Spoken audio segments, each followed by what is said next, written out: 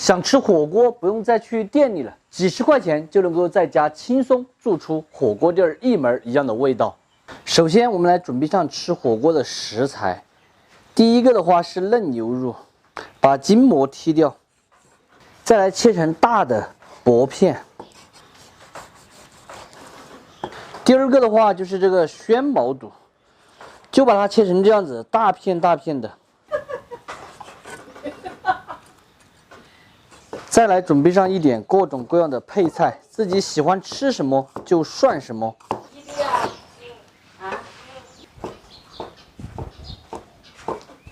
嫩牛肉加一点点盐、鸡精、胡椒粉、花雕酒、红苕粉，下手抓转抓转的。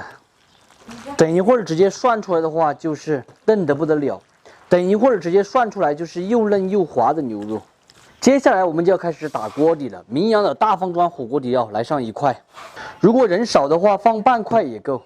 再来丢一点姜片和葱节，四川的醪汁儿，加水烧开过后就能够煮出火锅店一模一样的味道了。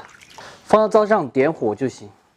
火锅煮出来好不好吃，这个火锅底料就非常的重要。今天呢，我们是用的火锅底料中的高端品牌名扬哈。名扬火锅底料除了吃火锅以外，咱们平时炒菜、烧菜、煮鱼，只需要切上一点点哈，整道菜的香味和口感就会提升很多。因为它是一个手工全能型的底料，毕竟是高端品牌嘛，价格的话，平时你去超市里面买肯定是非常的贵的。像这样子一包大方砖，基本上是要30多块钱。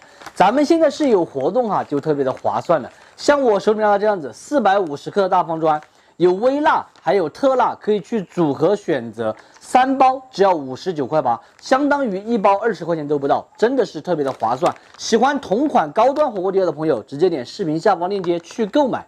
再来打一个四川火锅的香油碟，蒜末、葱花、香菜、毛油、火锅香油，烧开后就能涮自己喜欢吃的菜了哈。可以上桌边涮边吃，也可以直接全部煮好再上桌。再来涮海带苗，